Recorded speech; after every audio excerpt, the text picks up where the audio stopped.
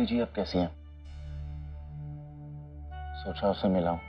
माँ खोई है छोरी ने, कैसी होगी? ठीक ना है और अपने आप तो ठीक हो भी ना सके। जिंदगी को तो आगे बढ़ना ही होगा ना शिव बेटा, तभी जो पुरानो है वो पीछे छूटेगो और चुपना कम होवेगो। समझन सा की भी इच्छा का सवाल है और बहुत देर न करनी चाहिए हमें।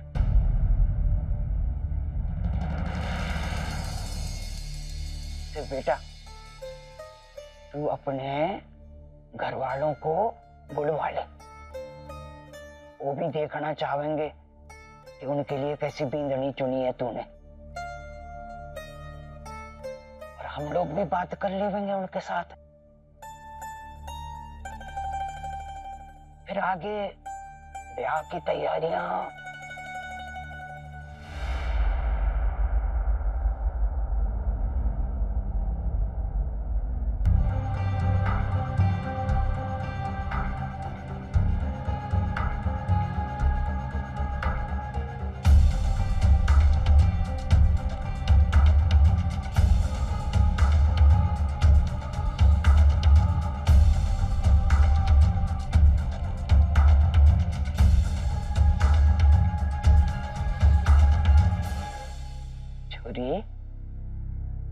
देख, सिर्फ आए हुए खास तने मिलने।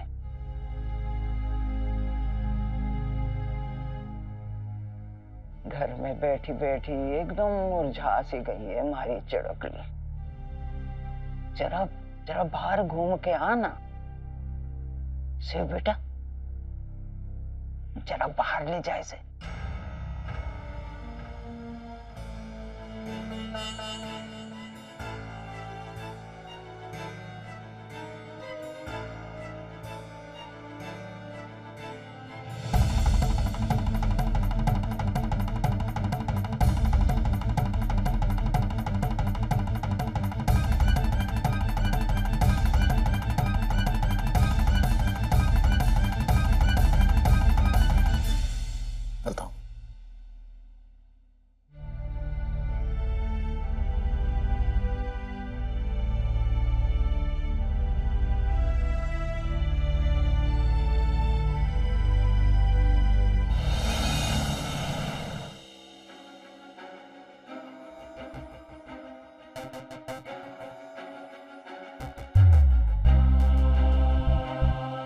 उड़ाना तूने?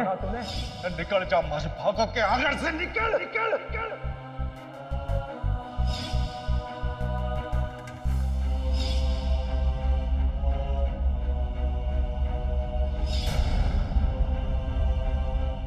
मैंने कभी तुम्हारा और गौरी का बुरा नहीं चाहा किया, पर आज कहती हूँ नहीं मिलेगी तुम्हें शांति। मेरी माँ मरी नहीं है जगिया, तुमने मारा है उन्हें। जगदीश सिंह, तुम्हारी बच्ची बहुत तकलीफ में है और मत बढ़ाओ। आपसे हाथ जोड़ के विनती करूं, आप चढ़े जाओ।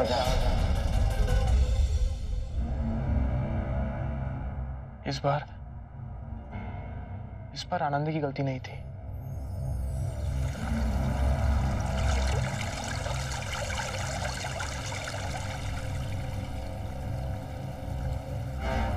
मैं समझ सकता हूं कि इस वक्त आप किस दौर से गुजर रही हैं। अगर आप नहीं भी आती तब भी मैं समझता। दादी सा ने जो कहा वो कीजिए कलेक्टर साहब। जल्दी अपने घर वालों से बात कर लीजिए, शादी कर लीजिए मुझसे।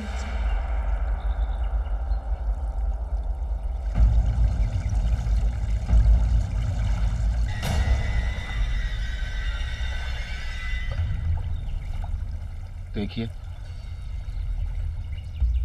इस वक्त आप इन बातों को भूल जाइए। शादी इंतजार कर सकती है। ऐसा मत कहिए कलेक्टर साहब। मुझे अपनी माँ को दिया हुआ वचन पूरा करना है।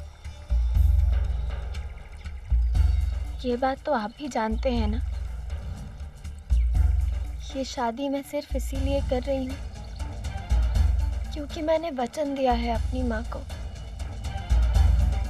इसीलिए मेरे हालात, मेरा मन या मेरी मानसिक स्थिति का कोई लेना देना नहीं है इस रिश्ते से। आनंदी जी, मैं आपके वचन का सम्मान करता हूं, लेकिन एक बात कहना चाहूंगा।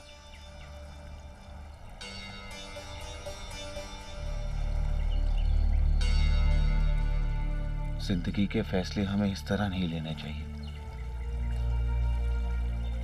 गलत होता है।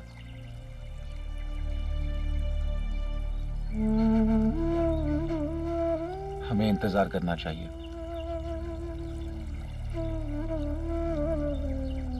और जब आप दिल से इस रिश्ते से जुड़ना चाहें तब जुड़ जाएं, और अगर नहीं तो मैं आप पर कोई दबाव नहीं डालूंगा। मैं आपसे विनती करती हूँ कलेक्टर साहब, मत कहिए ऐसा। अगर ये फैसला पूरा मेरा होता तो शायद मैं जिंदगी भर इस बात के लिए नहीं मानती।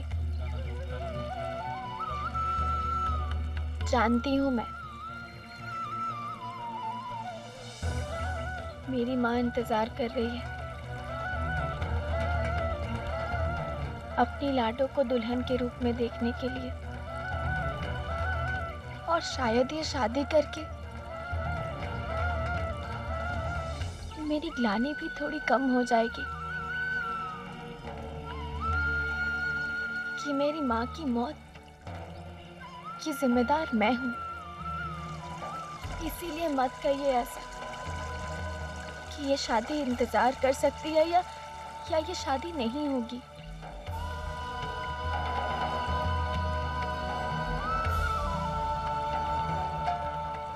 देखिए, आप मुझे गलत समझ रही हैं। आप मेरी जिंदगी में मुझसे जुड़े, मेरे जीवन साथी के रूप में। मेरे लिए इससे बड़ी खुशी की बात और कोई नहीं हो सकती। मुझे बस आपकी चिंता है। मैं नहीं चाहता कि भावनाओं में बहकर आप कोई ऐसा फैसला लें जिस पर आपको आगे जाकर पछतावा हो, या ये रिश्ता आपको एक बोझ लगे।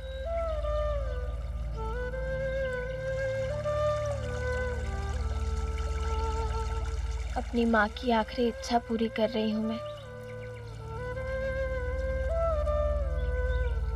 ये तो एक बोझ को हल्का करना हुआ ना। फिर ये शादी मेरे लिए बोझ कैसे हो सकती है?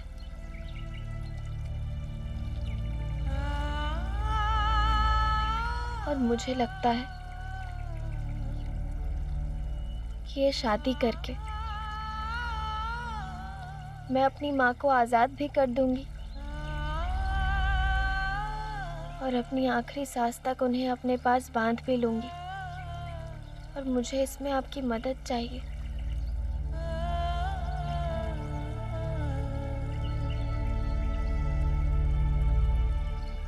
प्लीज कलेक्टर साहब, कर लीजिए मुझसे शादी।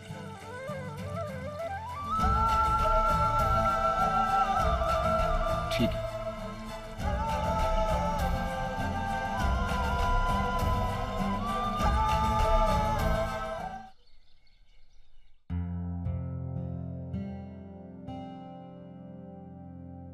बड़ी नानी,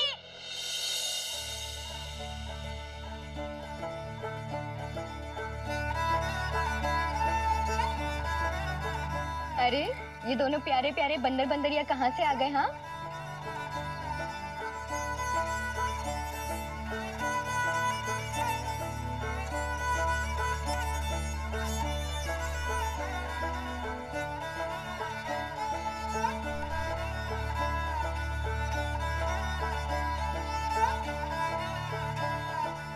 भाई साहब, भाभी कहाँ है? वो कुछ काम से बाहर गई है। बस अभी आती ही होगी। शाम को साथ नहीं लाई? वो बाजार गए हुए हैं। भाग दौड़ कुछ ज्यादा ही चल रही है आजकल, नहीं आ पाए। अच्छा, तुम लोग बैठो। बच्चों, क्या खाओगे? सुगना, दाल की पकौड़ियाँ निकाल दूं? नहीं ताई साहब, हम बस अभी नाश्ता करके ही निकले। आप रहने दीजिए। वो आपसे कुछ जरूरी बात करनी थी। वरुण, शगुन,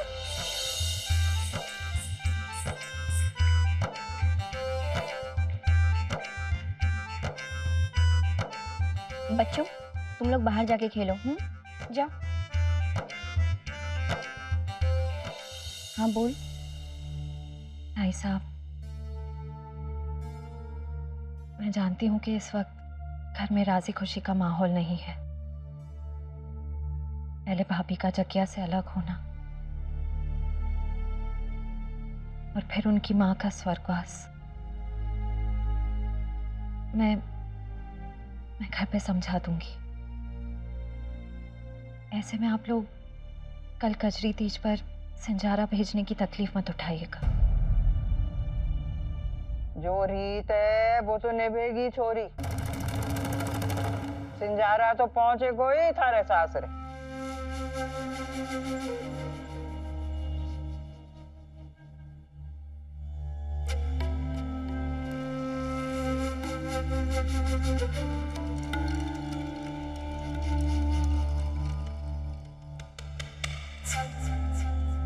छोरी, अभी थारी दादी सा की सांसें चले हैं।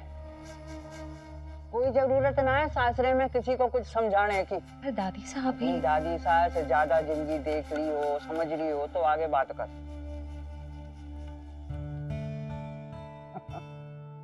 ठीक है ना, एक तो पूरा दिमाग, ऊपर से 10 दिशाओं की दौड़। मैं तो भूल ही गई थी कि कल कजरी तीज है। ये छोरी ने आके याद दिला दियो ना, तो समझियो के आगे आंख नीचे हो जाने का दोष हो जातो। अब एक काम कर, जल्दी से आनंदी और सुगुणा के लिए सत्तू तैयार कर दे। माँ साहब, अभी आनंदी के लिए ठीक रहेगा क्या? अरे जो मैं बोलूं वो ही कर। जे मत समझियो कि थारे सत्तू तैयार कर देने से ज्यादा दुख हो जावे वो आनंदी को। सब याद है छोरी को, सब याद है। बस हम सबको तकलीफ ना हो इसलिए दिखावे ना।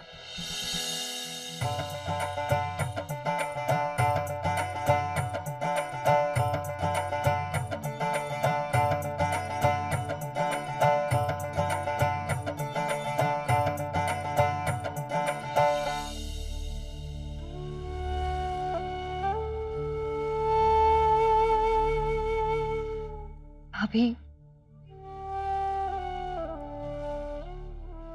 आपकी माँ के बारे में सुनकर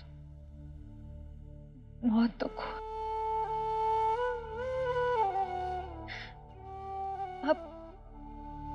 आप ठीक तो है ना भाभी? हाँ जीजी, अब ठीक हूँ मैं।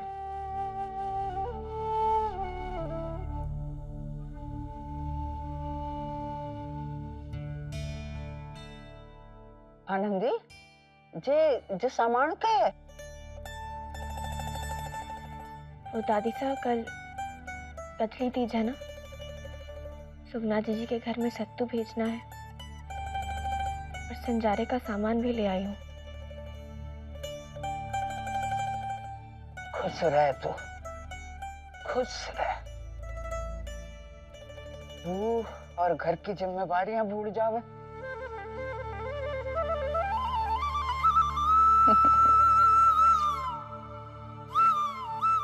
ये अंदर रख दो। चल तू जरा हमारे साथ बैठ।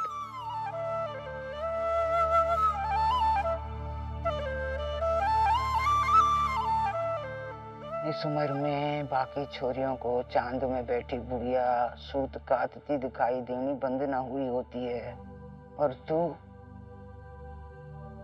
इतनी समझदार, इतनी जिम्मेवार। ना ना छोरी, तू भी हंस खेल, गलतियां कर, इतनी जल्दी उम्र का साथ मत छोड़। लुगाइयों को तो वैसे भी सारी जिंदगी घर संभालना होवे, जी उम्र तो खुद को संभालने की है।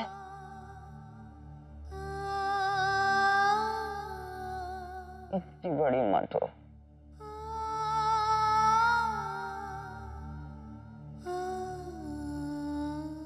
जा अपनी ताईसा का हाथ बटा, हाँ? उसके बाद जाके अपने कमरे में आराम कीजिए। जा चुकी।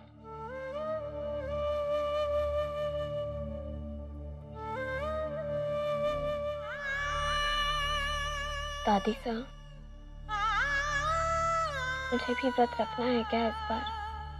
छोरी, कजली तीज का व्रत अगर एक बार झेल लियो ना, तो बींद के जाने या जीवन के जाने पे ही छूटे।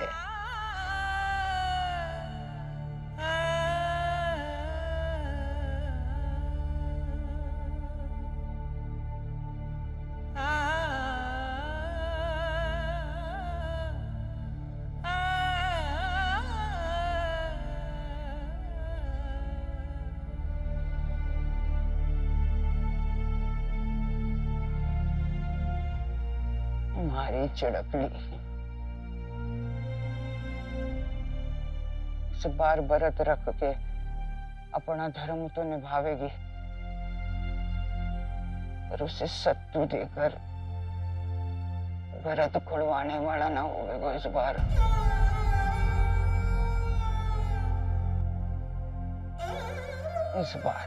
इस बार की बात है बस, अगले साल तो शिव होवेगो, अपना धर्म निभावेगो। हाँ दादी साहब, को सारी खुशियां मिलेंगी जिन पर उनका हक है। हाँ।